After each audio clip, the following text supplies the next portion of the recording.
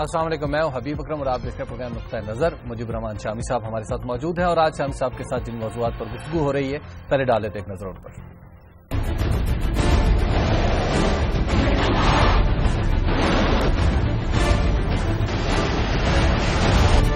چاگی کے پہاڑ نے کس طرح رنگ بدلا، پاکستان کے ایٹمی دھماکوں کی کہانی۔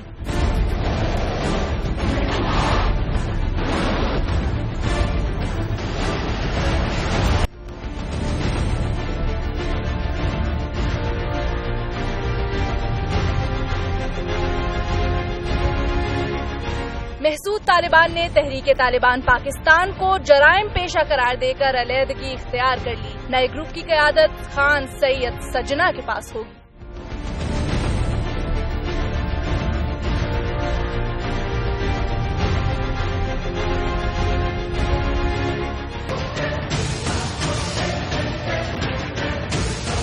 Asif Ali Zardari polo ground case میں بری، لیکن کوٹیکنا کیس چلتا رہے گا۔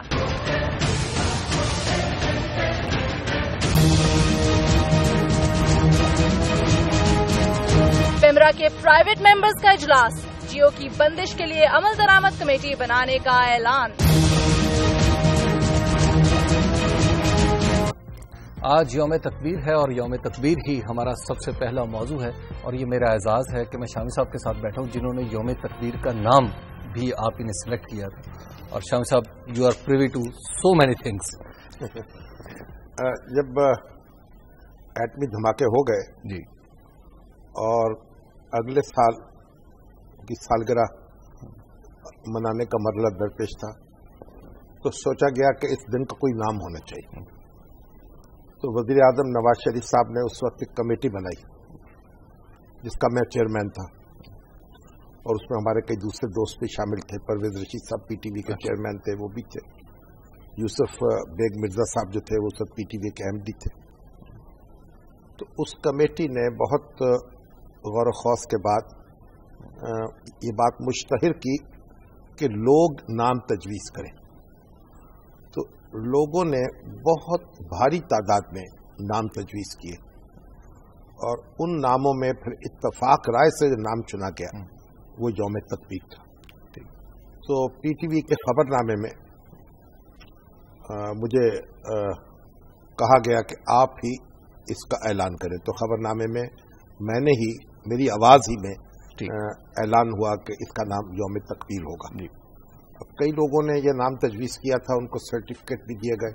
اب میرا خیال ریکارڈ پورا جو ہے وہ تو پی ٹی وی کے آرکائیوز میں ہونا چاہیے، اور ان میں سے کئی جو ہیں وہ اپنی اپنی جگہ اپنی اپنی پیٹھ تھپکتے ہیں۔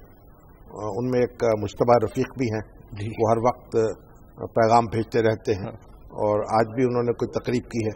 تو بہرحال بہت سے پاکستانی تھے جنہوں نے یہ نام تجویز کیا تھا۔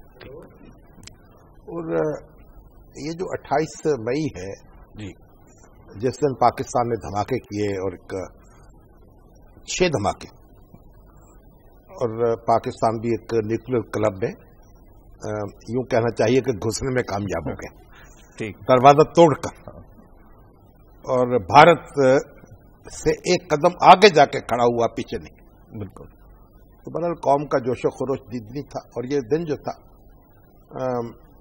ایک مسلسل جد و جہد تھی پاکستانی قوم اور اس کی قیادت، خواہ وہ سیاسی ہو خواہ فوجی ہو، اس کی کمٹمنٹ کی یاد دلاتا ہے یہ دن، اور یکسوئی کی یاد دلاتا ہے، اور پاکستانی قوم کی وحدت فکر و عمل کی یاد دلاتا ہے کہ جب 1970-71 کے سانحے کے بعد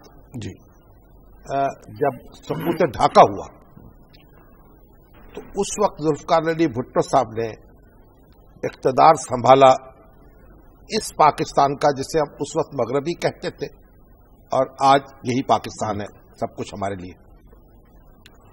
تو اس نتیجے پر وہ پہنچے تھے کہ اگر ہم ایٹمی طاقت ہوتے تو بھارت کی یہ جرت ہو نہیں سکتی تھی کہ اپنی فوجیں مشرقی پاکستان میں داخل کرتا۔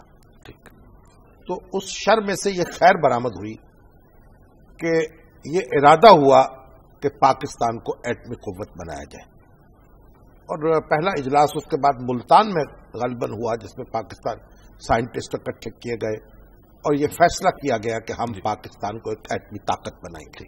ایک بات. اور ادھر ڈاکٹر عبد القدیر جو ہالینڈ میں سائنٹسٹ تھے پاکستانی اور یہ سینٹریفیوجز جو ہے اس کی ٹیکنالوجی پر عبور رکھتے تھے اور ان پر بھی سقوط ڈھاکہ کا یہ رد عمل ہوا کہ انہوں نے بھٹو صاحب کو خط لکھا اور اپنی خدمات پیش کری کہ میں اس پروگرام سے منسلک ہونا چاہتا ہوں اور پاکستان کو ایک ایٹمی قوت بنانے کی صلاحیت رکھتا ہوں.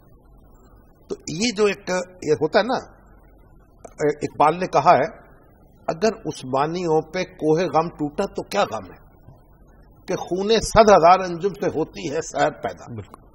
تو مشرقی پاکستان میں جو بھی سانحہ درپیش ہوا اور قومی سطح پر جو ہمیں دھچکا لگا اور صدمہ اٹھانا پڑا، اس کے نتیجے میں یہ قوت عمل تھی ہمارے اندر، وہ نمودار ہوئی اور ہم نے اس پروگرام کی بنیاد رکھی. ٹھیک. شامی صاحب، ایک بات کہی جاتی ہے کہ 28 مئی کو جب یہ دھماکے کرنے تھے، ڈیٹونیشن تھی، تو اس وقت ہمارے وزیر اعظم جو آج بھی وزیر اعظم ہے ماشاءاللہ بڑے متذبذب تھے.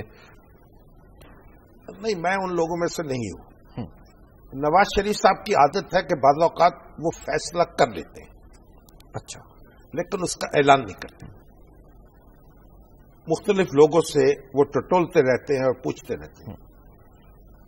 میری آبزرویشن یہ ہے کہ وہ فیصلہ فوری طور پر کر چکے تھے جب انڈیا نے دھماکے کی، کیونکہ یہ معلوم کر چکے تھے، ان کو پتا تھا کہ پاکستان کے پاس ایٹمی صلاحیت موجود ہے، وہ دھماکہ کر سکتا ہے. ٹھیک. آپ یہ بات دیکھ لیجئے کہ اگر یہ صلاحیت موجود نہ ہوتی تو پھر دھماکہ نواز شریف صاحب کی جو بھی خواہش ہوتی کیسے ہو سکتا. ٹھیک.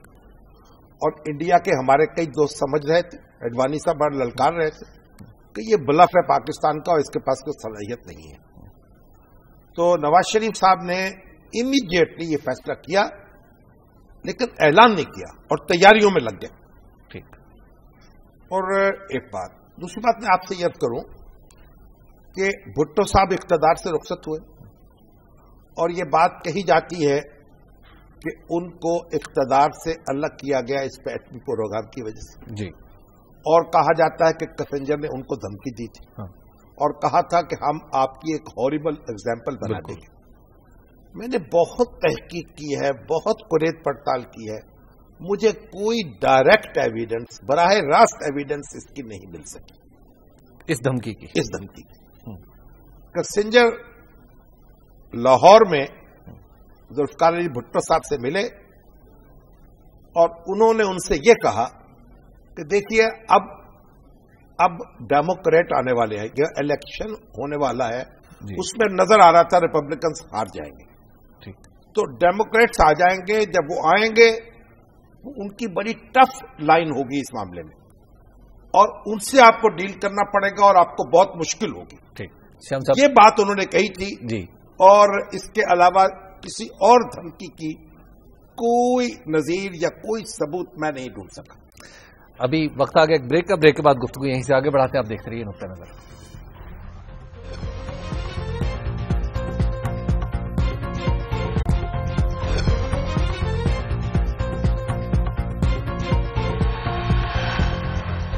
نقطہ نظر میں ایک بار پھر خوش آمدید. ہم بات کر رہے تھے جو ہمیں تکبیر کے حوالے سے، اور شام صاحب بات کرتے ہیں کہ امریکہ نے کوئی دھمکی نہیں دی بھٹو صاحب. جو دھمکی کہی جاتی ہے اس کی براہ راست کوئی شہادت مجھے مل نہیں سکی. ٹھیک. اگر کوئی صاحب پروگرام سن رہے ہو جی اور وہ اس میں کوئی ہمیں گائیڈ کر سکے تو میں ان کا شکر گزار ہوں. تو شام صاحب اس کا مطلب ہے امریکہ اتنا مخالف نہیں تھا جتنا پینٹ کیا جاتا ہے. اس کا یہ مطلب نہیں ہے. اس کا مطلب کہ امریکہ ایک اپنا دباؤ ڈال رہا تھا. امریکہ پاکستان کو ایٹمی طاقت بنتے ہوئے نہیں دیکھنا چاہتا تھا. امریکہ ہمیں روک رہا تھا، لیکن یہ نہیں تھا اس طرح ہمارے ایٹمی پروگرام کا مخالف نہیں تھا جس طرح ایران کے ایٹمی پروگرام کا مخالف. اور جب بھٹو صاحب رخصت ہو گئے تو پھر جنرل ضیاء الحق آئے اور جنرل ضیاء الحق نے یہ پروگرام جاری رکھا. ٹھیک. اور اس کے بعد جب جہاد افغانستان شروع ہوا ہے جی 1989 میں سوویت فوجیں آئیں اور پاکستان کی حکومت نے فیصلہ کیا کہ افغان مجاہدین کا اور مہاجرین کا ساتھ دیا جائے گا، ٹھیک، اور ان کے لیے اپنے راستے، اپنے دروازے کھول دیے جائیں گے، وہ یہاں آ سکتے ہیں، پناہ لے سکتے ہیں۔ اس کے بعد پھر امریکہ کے ساتھ تعاون کا سلسلہ بڑھا اور سوویت یونین جو ہے اس کی ناک رگڑنے کا منصوبہ بن گیا، ٹھیک، اور پوری دنیا اس کی پشت پر کٹھی ہو گئی جو اینٹی سوویت بلاک تھا۔ اس میں چین بھی تھا، اس میں سعودی عرب بھی تھا، اس میں برطانیہ بھی تھا، اس میں جرمنی بھی تھا، اس میں فرانس بھی تھا، اس میں مصر بھی تھا۔ تمام وہ لوگ جو سوویت یونین کے مخالف تھے انہوں نے یہ موقع مناسب سمجھا کہ اس کا ویتنام بنا دیا جائے اس کو، ٹھیک۔ اب اس دوران میں پاکستان جو ہے اس کے ذریعے سے افغان مجاہدین کو اسلحے کی سپلائی شروع ہوئی، ان کو وسائل فراہم کرنے شروع کیے گئے، اور جنرل ضیاء الحق نے جو معاملہ کیا اس میں سی آئی اے کے کسی شخص کو اس بات کی اجازت نہیں تھی کہ کسی افغان گروپ سے براہ راست رابطہ کر سکے۔ آئی ایس آئی کی یہ 100% ذمہ داری تھی، سی آئی اے سے اس کا کانٹیکٹ تھا اور آگے اس کا افغانوں سے کانٹیکٹ تھا، اور جنرل ضیاء الحق نے آہستہ آہستہ چپکے چپکے چوری چوری یہ پروگرام جو ہے اس کو جاری رکھا، ٹھیک، یہاں تک کہ 1982 میں یہ بات امریکہ پر واضح ہو گئی کہ پاکستان کا پروگرام جو ہے وہ تکمیل کے کنارے پہنچ گئے۔ ابھی دیکھیے جو امریکن پیپر جو ہے وہ 2 سال پہلے اسٹیٹ ڈپارٹمنٹ کے پیپرز ریلیز ہوئے تھے، جی، جو یہ جارج واشنگٹن یونیورسٹی کے نیشنل سیکورٹی آرکائیوز میں، اور جو فریڈم آف انفارمیشن ایکٹ ہے اس کے تحت ایک خبر رساں ایجنسی نے ان کو حاصل کیا اور ریلیز کیا، ٹھیک۔ اب اس میں یہ بات واضح ہے، 1982 میں ورنن والٹرز، یہ ایک صاحب ہے صدر ریگن کے دور میں، ان کو خصوصی ایلچی بنا کر پاکستان بھیجا جاتا ہے، ٹھیک، اور ایک خط ریگن کا لے کے آتے ہیں وہ ضیاء الحق کے نام۔ اب جنرل ضیاء الحق کو کہا جاتا ہے کہ ہماری مصدقہ اطلاعات یہ ہیں کہ پاکستان ایٹمی ہتھیار بنانے کے لیے اپنا پروگرام تیز کر رہا ہے، اور وہ جو ہمارے وعدے کیے ہوئے ہمارے ساتھ ان کا پاس نہیں کر رہا۔ اچھا، اب بڑی دلچسپ بات ہے، ضیاء الحق سے ملے جب وہ، تو ضیاء الحق نے کہا اچھا ایسا ہو رہا ہے، مجھے تو کوئی خبر نہیں، میں پتہ کرتا ہوں یہ کون لوگ ایسا کر رہے ہیں۔ اب وہ ایلچی ہے وہ تو پریشان ہو گیا، ٹھیک، اس نے واپس جا کر رپورٹ دی کہ یہ جو ضیاء الحق ہے جی، یا تو واقعی بے خبر ہے، یا یہ دنیا کا موسٹ پیٹریوٹک لائر ہے۔ شاہ صاحب ایک بریک کا وقت آ گیا، ایک بریک لے لیتے ہیں، بریک کے بعد دوبارہ آپ خدمت میں حاضر ہوتے ہیں اور گفتگو کا صحیح سے جوڑتے ہیں۔ آپ دیکھتے رہیے نقطہ نظر۔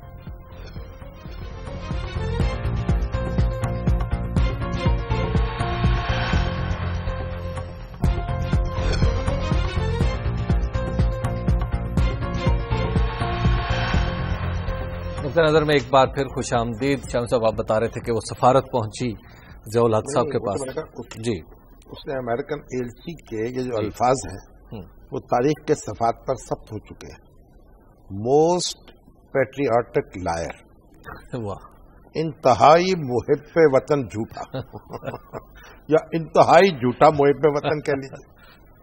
اور جو امریکہ کے سیکرٹری آف اسٹیٹ تھے اس وقت جارج شویلز، انہوں نے ایک میمو لکھا ہے صدر ریگن کے نام، جو اب سامنے آ چکا ہے، منظر عام پر آ چکا ہے۔ اس میں انہوں نے لکھا کہ ہم 100% یقین سے یہ بات کہہ سکتے ہیں کہ جنرل ضیاء الحق اپنے عہد و پیمان کا پاس نہیں کر رہے اور پاکستان اپنے ایٹمی پروگرام کو آگے بڑھا رہا ہے اور ایٹم بم بنا رہا ہے. ٹھیک. اور ہماری انٹیلیجنس جو ہے دنیا سے یہ بات ثابت ہو چکی ہے کہ پاکستان کے ایجنٹ جو ہیں وہ جگہ جگہ سے وہ چیزیں حاصل کر رہے ہیں جو اس معاملے میں کام آتی. ٹھیک. لیکن سوویت یونین کے خلاف جو افغانستان میں افغان جدوجہد کو جو سپورٹ کی جا رہی ہے اس میں افغانستان کا ایک بنیاد، اس میں پاکستان کا بنیادی کردار ہے اور افغان مجاہدین کو تنہا نہیں چھوڑا جا سکتا. اس لیے پاکستان کو اس وقت ہم مجبور نہیں کر سکتے، اس سے ناطا نہیں توڑ سکتے. ٹھیک. تو آپ یہ سمجھیے کہ ایک طرح سے یہ جو ایٹمی پروگرام ہے ہمارا اس کا سہرا افغان مجاہدین کے سر بھی. ٹھیک. تو ضیاء الحق صاحب کے دور میں یہ پروگرام مکمل ہو گیا تھا، شاغی کا انتخاب ہو گیا تھا، سرنگ کھود چکی تھی. اچھا.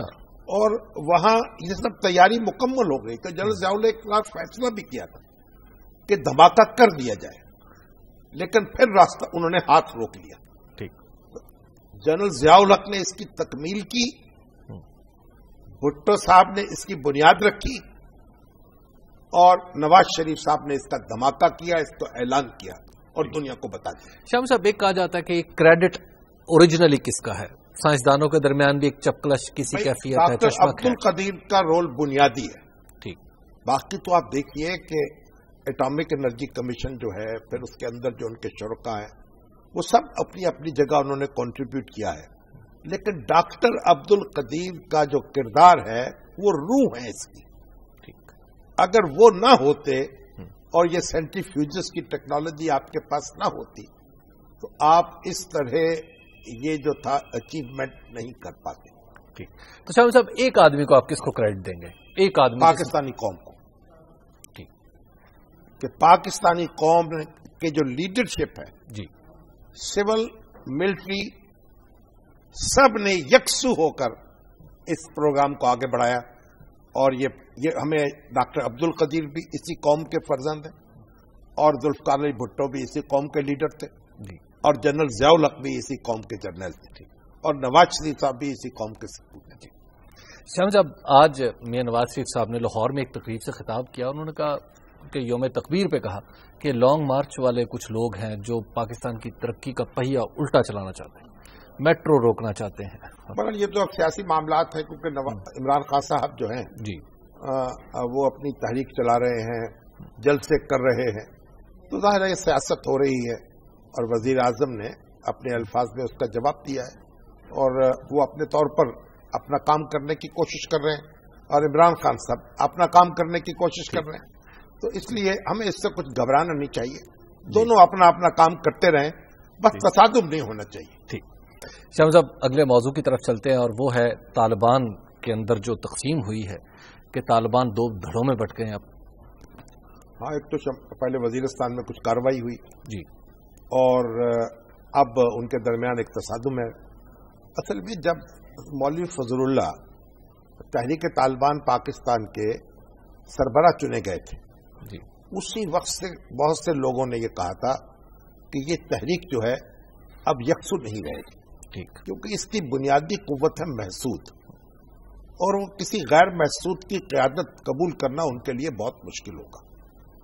تو اب آپ نے دیکھا جس طرح بھی ڈیولپمنٹ ہو رہی ہے، ایک وہاں ایک خلفیات تو برپا ہے جی، اور یہ تحریک طالبان ویسے بھی ایک بہت سی جماعتوں کا، بہت سے گروہوں کا مجموعہ تھی، اور یہ بندوق جہاں بھی آتی ہے وہ پھر لحاظ نہیں کرتی. آپ کو یاد ہے افغان مجاہدین جو تھے ان کے 7 گروہ تھے، انہوں نے سوویت قبضے کے خلاف تو بڑی یکسو ہو کے لڑائی لڑی، لیکن اس کے بعد ان کی بندوقیں ایک دوسرے کی طرف ہو گئی جی، اور اس کی وجہ ہی سے یہ سارا اس خطہ جو ہے اس میں اتنی بڑی اچیومنٹ جو تھی اس پہ پانی پھرا اور پھر طالبان کا ظہور ہوا. تو یہ جو ہماری تحریک طالبان ہے اس کے اندر بھی ایک جو خلفشار برپا ہے یہ اس طرح تو ہوتا ہے اس طرح کے کاموں میں. ہمارے ساتھ ناصر داوڑ صاحب موجود ہیں, ہمارے سینئر رپورٹر ہیں, پوچھتے ہیں. جی السلام علیکم ناصر. وعلیکم السلام. ناصر صاحب کیا خبر ہے آپ کے پاس, کیا ہو رہا ہے طالبان میں؟ دیکھیے سمی صاحب, جو طالبان کے بیچ میں صفوں میں آج جو رفٹ آیا ہے, جو اختلافات بڑھ گئے ہیں اور وہ یہاں تک بڑھ گئے ہیں. اختلافات گزشتہ 3 مہینوں سے یہ ایک دوسرے کے خلاف مرتزن ہوئے تھے, ہتھیار اٹھا لیے تھے, جو تقریباً 100 سے زائد اہم افراد مارے گئے ہیں ایک دوسرے کے گروپ کے. تو آج کھل کر یہ انکشافات بھی سامنے آ گئے ہیں جو اعظم طارق نے آج میڈیا کو بیان جاری کی ہے. اس میں تو اگر ہم دیکھیں تو انکشافات ہے کہ واقعی اس میں یہ کہا ہے کہ تحریک طالبان پاکستان غیر ان کے اشاروں پر وہ کھیل رہے تھے. اس نے اجرتی قاتل بھی کہا ہے, اس کو ڈاکہ زنی بھی کہا ہے, اور اغوا برائے تاوان کا بھی الزام لگایا ہے. تو اس کے ذمہ ان کا کہنا ہے کہ مقدس مقامات بھی وہ نشانہ بنا رہے تھے, درسگاہیں بھی ان کے نشانے پر تھے. اور ساتھ ساتھ میں بتا دوں کہ آج ان کا کہنا تھا کہ اس قسم کے ایسے کارروائیوں کی وہ پھر ذمہ داری بھی قبول کرتے تھے. اس کے علاوہ اگر ہم دیکھیں تو شمالی اور جنوبی وزیرستان میں ان کا بہت زیادہ اثر و رسوخ تھا, اور مین جو پاکستان کے لیے مسئلہ تھا, عوام کے لیے جو مسئلہ تھا, وہ تحریک طالبان پاکستان ہی تھا. اور آج جو پھوٹ پیدا ہو گیا ہے, اس میں جو خلا بڑھ گئی ہے, تو اس کو ہم سمجھتے ہیں کہ اب حکومت کے لیے بھی کافی مسائل حل ہو گئے ہیں. تو یہ آگے اب کیسے بڑھے گا کام؟ آگے اس طرح ہے کہ دونوں جو گروپ بن گئے ہیں, جو خصوصاً جو خان سید ہے المعروف سجنا, اور آج اس کا نام دے دیا خالد محسود, کمانڈر ہو گیا ان کا, چیف ہو گیا اس کا. تو ہمارے ذرائع کا یہ بھی کہنا ہے کہ 21 ذیلی تنظیمیں جلد ہی وہ اعلان کرنے والے ہیں. اور محسود قبیلے کے لیے ایک نام بھی سامنے آیا ہے, خاطر محسود نام ہے اس کا. اور کراچی کے لیے جو امیر وہ نامینیٹ کر رہے ہیں اس کا نام ہے مولوی نور علی, جو کراچی ہی میں ہے. وہاں پر دوسرے گروپ کے ٹی پی ہی کے ساتھ تھا, لیکن یہ ان کا حصہ ہے, وہ بھی شاید جلد ہی نامینیٹ کر لے. اور ساتھ ساتھ میں بتا دوں کہ اب انہوں نے اپنے آپ کو مضبوط کرنا ہے. جو اس وقت شمالی وزیرستان میں حافظ بہادر گروپ ہے, اور جنوبی وزیرستان میں ملا نذیر گروپ کا, اور اس وقت بہاول خان وزیر اس کو ہینڈل کر رہے ہیں. اب وہ اس کے ساتھ ان کا الحاق ہونے کا امکان ہے, کیونکہ ان کا جو آئیڈیالوجی ہے وہ ایک ہی ہے. تقریباً جتنے بھی ہم دیکھ رہے ہیں اس قسم کے وہ نہیں کر رہے ہیں. ان میں کوئی صلح کا امکان نظر نہیں آتا فی الحال. نہیں, صلح کا امکان تو میرے خیال میں اس لیے چلا گیا. اعظم طارق نے آج کہا ہے کہ افغان طالبان نے یہ بھی کوششیں کی ہے کہ اس کے بیچ میں جو اختلافات ہیں وہ ختم ہو جائے. اور ہم دیکھ رہے تھے کہ گزشتہ 3 مہینوں سے جو امارت اسلامی افغانستان کے جو طالبان تھے, مولا عمر کی ایک وفد آیا تھا, جنہوں نے اس میں بہت ساری کوششیں کی ہیں, لیکن وہ بات نہیں بنی. کیونکہ اگر ہم دیکھیں تو جو اس کے جو وہ چھوڑ کے آئے ہیں, اس میں یہ تھا کہ اینٹی پاکستان لوگ بہت زیادہ ہیں. اور اس جنگ میں بھی اگر یہ جنگ آگے بڑھ گیا تو جو دیگر غیر ملکی تنظیمیں ہیں وہاں پر القاعدہ, اور خصوصاً جو چائنیز طالبان ہے, جو ایسٹرن ترکستان اسلامک موومنٹ ہے, وہ بھی اس جنگ کا حصہ بن سکتے ہیں. اسلامک موومنٹ آف ازبکستان جو ہے وہ بھی اس جنگ کا حصہ بن سکتے ہیں. ٹھیک ہے ناصر, جی بہت بہت شکریہ. نئی سچویشن پیدا ہو گئی ہے جی, اور اس میں پاکستان کے جو ادارے ہیں ان کو آگے بڑھنے میں اس سے آسانی ہو سکتی ہے. بالکل. جی شام صاحب, اگلا موضوع ہے, اور اگلا موضوع ہے صدر آصف علی زرداری صاحب کہ وہ بری ہو گئے پولو کیس سے, جو پولو گراؤنڈ پولو کیس. تو ان کو یہ تھا کہ انہوں نے ایک پولو گراؤنڈ بنایا تھا پرائم منسٹر ہاؤس میں, تو اس پر الزام یہ تھا کہ تجاوز کیا اختیارات سے اور قومی خزانہ ضائع ہوا. اب اس سے وہ بری کر دیا گیا ان کو. اور کچھ جو وہ ایس سی ایس کے اور ٹیکنا کیس جو ہیں جو سوئٹزرلینڈ میں چل رہے تھے اور یہاں بھی چل رہے تھے, اور وہ معاملہ بھی چلے گا. بالکل. تو اب دیکھتے ہیں کہ کس مقدمے میں کس طرح وہ بری ہوتے ہیں. اور ابھی تو یعنی یہ تو مقدمات اس نوعیت کے ہیں کہ ان کے خلاف کوئی ایویڈنس جو ہے وہ لانا بھی بہت مشکل ہوگا. اور توقع تو یہی ہے, اور ان کے جو قریبی حلقے ہیں ان کو امید بھی یہی ہے کہ بس باری باری उन्हीं की बारी। इसमें कुछ हुकूमत की भी मतलब आप यूं कहिए कि ठंडी पॉलिसी का अमल दखल है कि हो सकता है हुकूमत ने भी कोई ज्यादा अग्रेसिवली परसू नहीं किया, लेकिन जो मुकदमात की नौयत है और फिर जिस तरह उनको बनाया गया है, फिर जिस तरह उनकी एविडेंस है, उससे मालूम होता है कि ये अदालत में जो हमारे अदालतों का तरीक़ेकार है, जिस तरह हमारे यहाँ की एविडेंस जो है काबिल कबूल होती है, उसमें खासी रिलीफ मिलती रहेगी जरदारी साहब को। एक ब्रेक का वक्त आ गया, ब्रेक के बाद दोबारा आपके खिदमत में हाजिर होता है। आप देखते रहिए नुक्ता नज़र।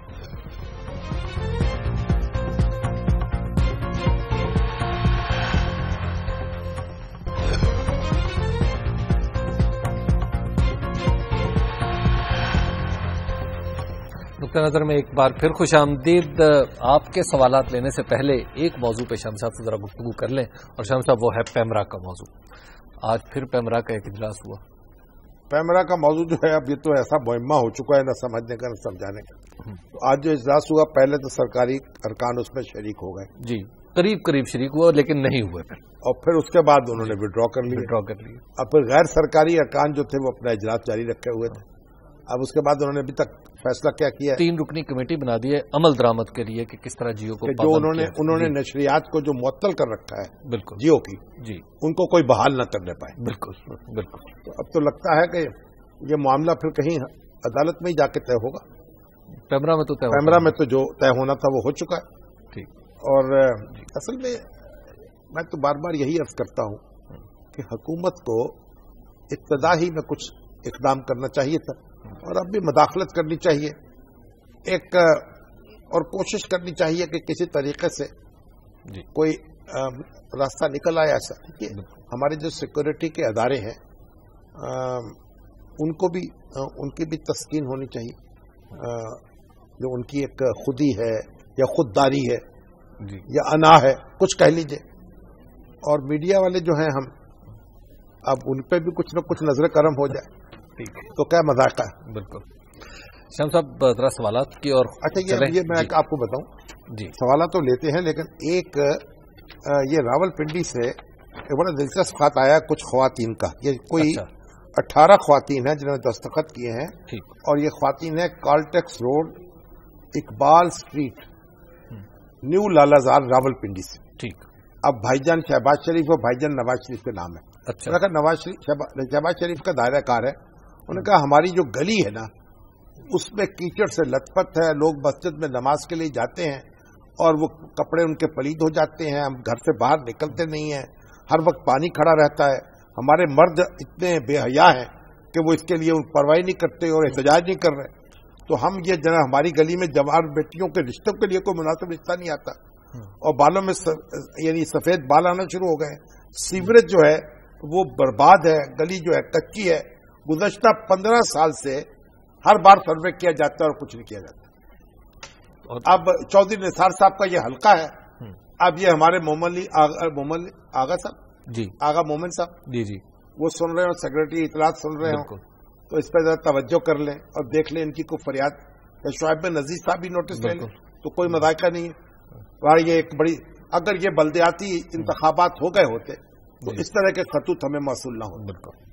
एक बात, और दूसरी बात यह कि ये बेगम नजमा जावेद कुरैशी साहबा जो है जी, उनका खत आया है। उन्होंने बड़ा एक माशाल्लाह, वो खुद भी एक बड़ी साहिब ज़ौक़ मालूम होती हैं। उन्होंने कहा मेरे शौहर जावेद कुरैशी के दुनिया से रुखसत होने के मौका पर जो साबिक चीफ सेक्रेटरी थे, आपने जो अपने प्रोग्राम में जिस खुलूस और मोहब्बत से उनका जिक्र किया उसके लिए हम आपके शुक्रगुजार हैं। और जावेद आपका प्रोग्राम बहुत दिलचस्पी से देखते थे और आपके सुलझे हुए तज्जियों को मुतरिफ थे। खैर, जावेद ने अफसरी की तो ऐसे कि गुलिस्तान में तो हमेशा जुए नगमा खा बनकर ही गुजरे, लेकिन कोई चट्टान रास्ते में आई तो सेले तुंदरू होकर उससे जा टकराए। नतीजे से बेपरवाह अपनी लगन में मगन, और शायरी की तो इस दज से के पहुंचे हुए सुखन शनासों और सुखन फहमों ने उन्हें आला पाए का शायर करार दिया, और मौसीकी तो गोया उनका उड़ना बछोना। और हयात अहमद खान साहब के इंतकाल के बाद तो अब रस्मी तौर पर भी आला मौसीकी के ऐवान के मीर बन गए थे। तो उनका जो उड़ना बछोना था वो मोहब्बत थी, हर शख्स से मोहब्बत, लेकिन मोहब्बत का जवाब उनको मोहब्बत से नहीं मिला। तो नजमा जावेद कुरैशी साहबा ने खत लिखा है और उनकी याद फिर ताज़ा हुई। बड़े अच्छे आदमी थे, हमारे दोस्त थे, और अल्लाह ताला उनकी मग़फ़िरत करे।